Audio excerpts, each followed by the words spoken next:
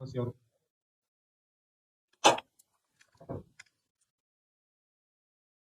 या देवी सर्वभूतेषु मातृरूपेण संस्थिता नमस्तस्यै नमस्तस्यै नमस्तस्यै नमो नमः. ಸಮಸ್ತ ಜೀವಿಗಳಿಗೆ ತಾಯಿಯಾದ ಭೂಮಿ ದೇವಿಯನ್ನ ನಮಸ್ಕರಿಸುತ್ತಾ ಈ ಒಂದು ಕಾರ್ಯಕ್ರಮಕ್ಕೆ ಬಂದಿರುವ ತಮ್ಮೆಲ್ಲರನ್ನ ವಂದಿಸುತ್ತಾ ತಮ್ಮೆಲ್ಲರಿಂದ ಆಶೀರ್ವಾದವನ್ನ ಬೇಡುತ್ತಾ ನಾನು ನನ್ನ ಕೆಲವೊಂದು ವಿಷಯಗಳನ್ನ ನಿಮ್ಮೊಡನೆ ಹಂಚಿಕೊಳ್ಳಿಕ್ಕೆ ಇಷ್ಟಪಡ್ತೇನೆ. ನಿಮಗೇನಾದ್ರು ಪ್ರಶ್ನೆಗಳಿದ್ರೆ ದಯವಿಟ್ಟು ಕಾರ್ಯಕ್ರಮ ಅಂದ್ರೆ ನನ್ನ ಮಾತು ಮುಗಿದ ನಂತರ ನೀವು ಏನೇ ಪ್ರಶ್ನೆ ಕೇಳಿ ಉತ್ತರ ಕೊಡ್ತೇನೆ. ಮಧ್ಯದಲ್ಲಿ ಯಾರು ಡಿಸ್ಟರ್ಬ್ ಮಾಡಬೇಡಿ. ಇವತ್ತಿನ ಸಂದರ್ಭದಲ್ಲಿ ರೈತರು ನಾವು ಸೋಲ್ತಾ ಇದ್ದೀವಿ. ಯಾಕೆ ಸೋಲ್ತಾ ಇದ್ದೀವಿ? ಅದಕ್ಕೆ ಒಂದು 2-3 ವಿಷಯ ಇರುತ್ತೆ. ಒಂದು, ನಮ್ಮದಲ್ಲದ ಕೃಷಿ ಪದ್ಧತಿ, ಹಾಗೆ ನಮ್ಮದಲ್ಲದ ಬೆಳೆಗಳು, ಹಾಗೆ ಏಕ ಬೆಳೆ ಪದ್ಧತಿ, ಬೀಜಗಳ ಆಯ್ಕೆ, ಗಿಡಗಳ ಆಯ್ಕೆ, ಹಾಗೆ ನಮ್ಮ ಜಮೀನಿಗೆ ಏನೆಲ್ಲ ಬೇಕು ಇದನ್ನ ಹೊರಗಡೆಯಿಂದ ತರುವ ಪದ್ಧತಿ. ಇದಿಷ್ಟು ಒಂದಷ್ಟು ಮುಖ್ಯ ವಿಷಯಗಳು ಇಲ್ಲಿ ಕೆಲಸ ಮಾಡುತ್ತೆ. ಅದಕ್ಕಿಂತ ಮೊದಲು ಇವತ್ತು ನಮಗೆ ಏನು ದೊಡ್ಡ ಸಮಸ್ಯೆ ಬರ್ತಾ ಇರೋದು ಅಂದ್ರೆ, ಕೃಷಿಯಲ್ಲಿ ಯುವಕರ ಸಂಖ್ಯೆ ಕಡಿಮೆ ಆಗ್ತಾ ಇದೆ. ಹಾಗಾದ್ರೆ ಯಾಕೆ? ಬಹುತೇಕ ಹಿರಿಯ ರೈತರು ಇದ್ದೀರಿ, ನಾನು ನಿಮ್ಮನ್ನು ಪ್ರಶ್ನೆ ಮಾಡ್ತೇನೆ ಅಂತ ತಪ್ಪು ತಿಳ್ಕೊಳ್ಬೇಡಿ. ನಮ್ಮ ಮನೆಗೆ ಕೆಲಸಕ್ಕೆ ಅಂತ ನಾವು ಕೂಲಿಕಾರರನ್ನು ತಗೋತೀವಿ. ಅವರಿಗೆ ಪ್ರತಿನಿತ್ಯ ಒಂದು ನಿರ್ದಿಷ್ಟವಾದ ಸಂಬಳವನ್ನು ಕೊಡ್ತೀವಿ. ಹಾಗಾದ್ರೆ ನಮ್ಮ ಮನೆ ಮಕ್ಕಳು ಒಂದು ದಿವಸ ತೋಟದ ಕೆಲಸಕ್ಕೆ ಹೋದ್ರೆ ನಾವು ಎಷ್ಟು ಜನ ದುಡ್ಡು ಕೊಡ್ತಾ ಇದ್ದೀವಿ? ಪ್ರಾಮಾಣಿಕವಾಗಿ ಯೋಚನೆ ಮಾಡಿ. ನನ್ನ ಮಗನ ಮಗಳು ತೋಟಕ್ಕೆ ಕೆಲಸಕ್ಕೆ ಬಂದ್ರು ಅಂತ ಆದ್ರೆ ನಾವು ಯಾರು ಅವ್ರಿಗೆ ದುಡ್ಡು ಕೊಡ್ತಾ ಇದ್ದೀವಿ? ಸ್ವಾಭಾವಿಕವಾಗಿ ಮನುಷ್ಯರಾದ ಮೇಲೆ ದುಡ್ಡಿನ ಮೇಲೆ ಪ್ರತಿಯೊಬ್ಬರಿಗೂ ಆಸೆ ಇದ್ದೇ ಇರುತ್ತೆ.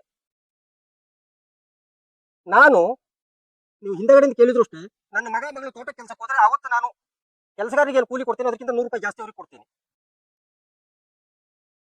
ಅವರು ದುಡ್ಡು ಅಂತಾದ್ರೆ ಯಾರು ಹಾಳು ಮಾಡಲ್ಲ. ಆ ದುಡ್ಡನ್ನು ಅವರಿಗೂ ಅದ್ರ ಮೇಲೆ ಒಂದು ಆಸಕ್ತಿ ಇರುತ್ತೆ. ಆ ದುಡ್ಡನ್ನು ಅವ್ರು ಇಟ್ಕೋತಾರೆ, ಕಳ್ಕೊಳ್ಳಲ್ಲ. ನಮ್ಮ ಮನೆ ಮಕ್ಕಳಿಗೆ ಕೊಡೋಕೆ ನಾವು ರೆಡಿ ಇಲ್ಲ. ಕಂಡವ್ರಿಗೆ ದುಡ್ಡು ಕೊಡೋಕೆ ಹೋಗ್ತೀವಿ, ನಮ್ಮ ತೋಟ ಹಾಳು ಮಾಡ್ಕೋತೀವಿ. ನಮ್ಮ ಮಕ್ಕಳಿಗೆ ಕೃಷಿಯಿಂದ ದೂರ ಮಾಡ್ತಾ ಇದ್ದೀವಿ. ಹಾಗೆ ಮಕ್ಕಳು 1ನೇ ಕ್ಲಾಸಿಗೆ 2ನೇ ಕ್ಲಾಸಿಗೆ ಹೋಗೋ ಪ್ರಾರಂಭ ಮಾಡಿದ ತಕ್ಷಣ ನಾವೇನ್ ಮಾಡ್ತೀವಿ? ಕೃಷಿ ಬೇಡ ನಿನಗೆ, ಇದರಲ್ಲಿ ಉದ್ಧಾರ ಆಗ್ಲಿಕ್ಕೆ ಆಗೋದಿಲ್ಲ, ನೀನು ಡಾಕ್ಟರ್ ಆಗು, ಇಂಜಿನಿಯರ್ ಆಗು, IAS ಅಧಿಕಾರಿ ಆಗು ಅಂತ ಹೇಳ್ತೀವಿ. ಹಾಗಾದ್ರೆ ನಾವು ಹೊರಗೆ ಬಿದ್ರೆ ದೊಡ್ಡ ದೊಡ್ಡ ಹುದ್ದೆಯಲ್ಲಿ ಡಾಕ್ಟರ್ಗಳು, ಇಂಜಿನಿಯರ್ಗಳು ಬೇಕಾದಷ್ಟು ಸಿಗ್ತಾರೆ. ಅವ್ರ ಮಕ್ಕಳು ಯಾಕೆ ಆ ವೃತ್ತಿಯನ್ನು ಆಯ್ಕೆ ಮಾಡ್ಕೊಳ್ಳಲ್ಲ? ಪ್ರತಿಯೊಂದು ಕೆಲಸದಲ್ಲೂ ಅದರ ಒಳ್ಳೆಯದು ಹಾಗೂ ಕೆಟ್ಟದ್ದು ಇರುತ್ತೆ. ಆ ವೃತ್ತಿಯಲ್ಲಿ ಇರುವವರಿಗೆ ಅದ್ರ ಕೆಟ್ಟದ್ದನ್ನ ಅವ್ರ ಕಣ್ಣಿಗೆ ಕಾಣುತ್ತೆ, ಅವ್ರು ಅದನ್ನ ಮಕ್ಕಳ ತಲೆ ತುಂಬ್ತಾರೆ. ನಾನ್ ಮಾಡ್ತಾ ಇರೋ ವೃತ್ತಿ ಸರಿ ಇಲ್ಲ. ಪ್ರಶ್ನೆ ಯಾವ್ದ್ರಲ್ಲಿಲ್ಲ, ಸಮಸ್ಯೆ ಯಾವ್ದ್ರಲ್ಲಿಲ್ಲ. ನಾನು ತುಂಬಾ ಕಡೆ ಕೇಳ್ತೀನಿ, ಸಮಸ್ಯೆ ಅಂದ್ರೆ ಏನು? ಯಾವುದಕ್ಕೆ ಉತ್ತರ ಇದೆಯೋ ಅದು ಸಮಸ್ಯೆ, ಯಾವುದಕ್ಕೆ ಉತ್ತರವೇ ಇಲ್ವೋ ಅದು ಸಮಸ್ಯೆಯೇ ಅಲ್ಲ. ಸಮಸ್ಯೆ ಉತ್ತರ ಒಂದು ನಾಣ್ಯದ 2 ಮುಖ. ಒಂದು ನಾಣ್ಯ ಇದೆ ಅಂದ್ರೆ 2 ಮುಖ ಹೇಗಿರ್ಬೇಕು, ಹಾಗೆ ಸಮಸ್ಯೆ ಇದ್ಮೇಲೆ ಅದಕ್ಕೆ ಉತ್ತರ ಇರಲೇಬೇಕು. ಉತ್ತರ ಇದೆ ಅಂದ್ರೆ ಅದಕ್ಕೊಂದು ಪ್ರಶ್ನೆ ಇರಲೇಬೇಕು. ನಾವು ಎದುರಿಗೆ ಬಂದಿರೋ ಸಮಸ್ಯೆಯನ್ನ ದೊಡ್ಡದು ಮಾಡ್ಕೋತಾ ಇದೀವಿ ಬಿಟ್ಟು ಅದಕ್ಕೆ ಪರಿಹಾರವನ್ನು ಹುಡುಕ್ತಾ ಇಲ್ಲ. ಹಾಗೆ ನಮ್ಮ ಮಕ್ಕಳು ನೌಕರಿಗೆ ಯಾಕೆ ಕಳಿಸ್ತೀವಿ ನಾವು? ಎಲ್ಲೋ ತಿಂಗಳ ಒಂದು 50,000 1 ಲಕ್ಷ ಪಗಾರ ಬರುತ್ತೆ, ಒಂದು ಒಳ್ಳೆ ಜೀವನ ಆಗುತ್ತೆ ಅಂತ ಹೇಳ್ತೀವಿ. ಕೃಷಿಯಲ್ಲಿ ಅದಕ್ಕಿಂತ ಹೆಚ್ಚಿನ ಆದಾಯವನ್ನ ಮಾಡಿದ್ರೆ ಯಾವ ಮಕ್ಕಳು ನೌಕರಿ ಹೋಗ್ಲಿಕ್ಕೆ ರೆಡಿ ಆಗ್ತಾರೆ? ನಾವು ಮಕ್ಕಳ ಹತ್ರ ನೀವು ನೌಕರಿ ಹೋಗಬೇಡಿ ಅಂತ ಹೇಳೋ ಸುಲಭ.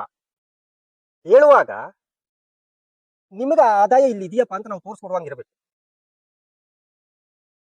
ನಮ್ಮ ಮಕ್ಕಳಿಗೆ ಒಳ್ಳೆಯ ದಾರಿಯನ್ನು ತೋರಿಸಿ ಸರಿಯಾದ ಮಾರ್ಗದರ್ಶನ ಮಾಡಿ ಅವರನ್ನ ಸರಿಯಾದ ಜೀವನದಲ್ಲಿ ಸರಿಯಾಗಿ ನಡೆಯುವಂತೆ ರೂಪಿಸುವುದು ತಂದೆ ತಾಯಿಯ ಕರ್ತವ್ಯ. ಆ ಕರ್ತವ್ಯವನ್ನು ನಿಭಾಯಿಸುವಾಗ ಕಾಣುತ್ತೆ, ಅಕ್ಕಪಕ್ಕದ ಮನೆಯವರು ಬೆಂಗಳೂರಲ್ಲಿ ಇದ್ದಾರೆ, ಒಳ್ಳೆ ತಿಂಗಳ 1 ಲಕ್ಷ ರೂಪಾಯಿ ಪಗಾರ ತಗೋತಾರೆ ಅಂತ ಕಾಣುತ್ತೆ. ನಮ್ಮನೆ ಮಕ್ಕಳ ಹತ್ರ ನೀನು ಅಲ್ಲಿ ಹೋಗ್ಬೇಡ ಅಂತ ಹೇಳುವಾಗ ಅವರಿಗೆ ಆ ಒಂದು ವ್ಯವಸ್ಥೆಯನ್ನ, ಅದಕ್ಕಿಂತ ಹೆಚ್ಚಿನ ಆದಾಯವನ್ನ ನಮ್ಮ ಕೃಷಿ ಜಮೀನಲ್ಲಿ ನಾವು ತೋರಿಸ್ಕೊಡ್ಬೇಕು. ಸರಿ, ಸಾಧ್ಯ ಇದೆಯಾ? ಇದು ಬಹಳ ದೊಡ್ಡ ಪ್ರಶ್ನೆ ಇರೋದು. ಯಾಕೆಂದ್ರೆ 99% ರೈತರು ಕೃಷಿಯಲ್ಲಿ ಸೋಲ್ತಾ ಇದ್ದಾರೆ. ಕೆಲವೊಂದು ಕಡೆ ಪ್ರಕೃತಿ ಅದಕ್ಕೆ ಸಮಸ್ಯೆ ಕಾಡಿರ್ಬೋದು, ಇಲ್ಲ ಅಂತ ಹೇಳೋಲ್ಲ. ಅದ್ರ ಮೊದಲೇ ಹೇಳ್ದಂಗೆ ಅದಕ್ಕೂ ಉತ್ತರ ಇದೆ.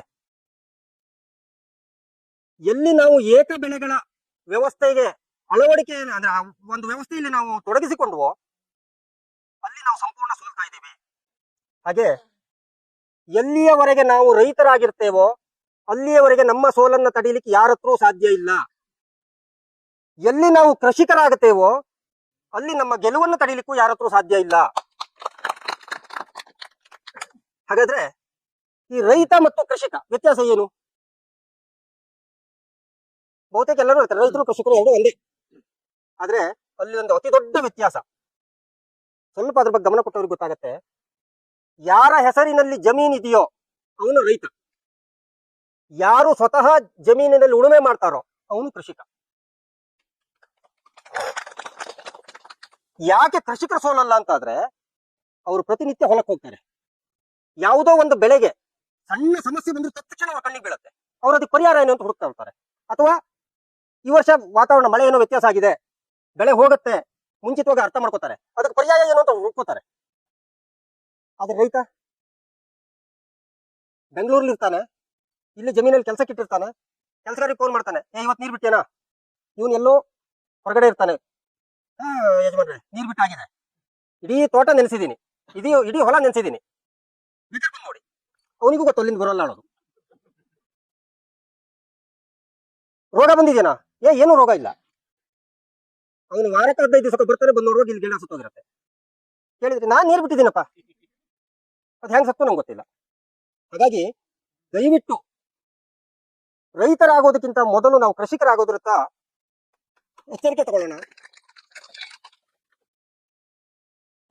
ಒಬ್ಬ ರೈತ ಅಥವಾ ಒಬ್ಬ ಕೃಷಿಕ 1 ಎಕರೆ ಜಮೀನಲ್ಲಿ ಎಷ್ಟು ಆದಾಯ ಬೇಕು ನಮಗೆ? ನಮ್ಮ ಒಂದು ಸಾಮಾನ್ಯ ಮಟ್ಟದ ಜೀವನಕ್ಕೆ ಎಷ್ಟು ಆದಾಯ ಬೇಕು? 40,000 ಪರ್ ಮಂತ್ ಅಲ್ವಾ? ವರ್ಷಕ್ಕೆ ಕನಿಷ್ಠ 5 ಲಕ್ಷ ಆದಾಯ ಇದೆ ಅಂತ ಆದ್ರೆ ನಾವು ಒಂದು ಖುಷಿಯಾದ ಜೀವನ ಮಾಡಬಹುದು. ಎಷ್ಟು ಜನರಿಗೆ ಆಗ್ತಾ ಇದೆ? ಯಾಕೆ ಆಗ್ತಾ ಇಲ್ಲ? ಇಲ್ಲಿ ನಾನು ಎಲ್ಲರಿಗೂ ಹೇಳ್ತೀನಿ, ನಿಮ್ಗೆ 10 ಎಕರೆ ಜಮೀನು ಇದೆಯಾ? 1 ಎಕರೆನ ಸಂಪೂರ್ಣ ಮಾದರಿ ತೋಟವನ್ನಾಗಿ ಮಾಡಿ. 1 ಎಕರೆಯಲ್ಲಿ ಕನಿಷ್ಠ 15 ಲಕ್ಷ ರೂಪಾಯಿ ಪ್ರತಿ ವರ್ಷ ಆದಾಯ ಬರಲೇಬೇಕು. ಬರುತ್ತೆ. ಬರೋಲ್ಲ ಅಂದ್ರೆ ಯಾಕೆ ಬರೋಲ್ಲ ನಾನು ಕೇಳ್ತೀನಿ. ಬರುತ್ತೆ ಯಾಕೆ ಅಂತ ನಾನು ತೋರಿಸ್ತೀನಿ. 9 ಎಕರೆ ನೀವು ಹೇಗಾರ ಮಾಡಿ. ಹಾಗೆ ದುಡ್ಡಿದೆ ಅಂತ ದಯವಿಟ್ಟು ನಂದು 10 ಎಕರೆ ಜಮೀನಿದೆ, 10 ಎಕರೆ ಇದೇ ಮಾಡೆಲ್ ಮಾಡ್ಬಿಡ್ತೀನಿ, ಎಕರೆಗೆ 15 ಲಕ್ಷ ಆದಾಯ ಬರುತ್ತೆ ಅಂತ ಹೇಳಿದ್ದಾರೆ, 10 ಎಕರೆ 1.5 ಕೋಟಿ ಆದಾಯ ಬರುತ್ತೆ. ದಯವಿಟ್ಟು ಬರೋಲ್ಲ,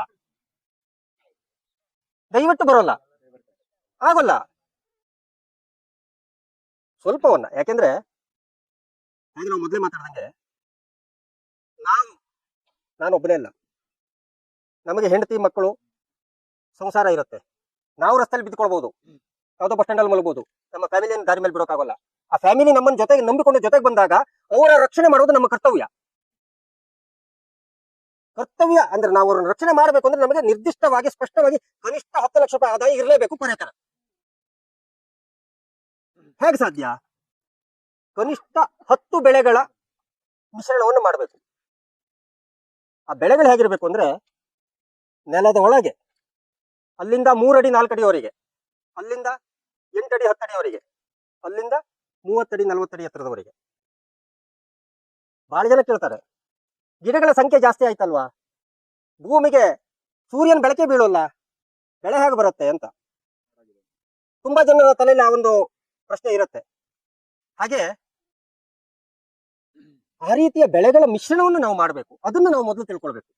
ಯಾವ ಬೆಳೆಯಿಂದ ಯಾವ ಬೆಳೆಗೆ ಅಪಾಯ ಇಲ್ಲ ಅದನ್ನ ನಾವು ಅಧ್ಯಯನ ಮಾಡ್ಕೊಳ್ಬೇಕು. ಉದಾಹರಣೆಗೆ ನಾವು ಈ ಜಾಗದಲ್ಲಿ ಹೇಳೋದಾದ್ರೆ ಇಲ್ಲಿ ತೆಂಗಿನ ಮರಗಳಿದಾವೆ, ಮಧ್ಯದಲ್ಲಿ ಅಡಿಕೆಯನ್ನು ಇಟ್ಟಿದ್ದಾರೆ.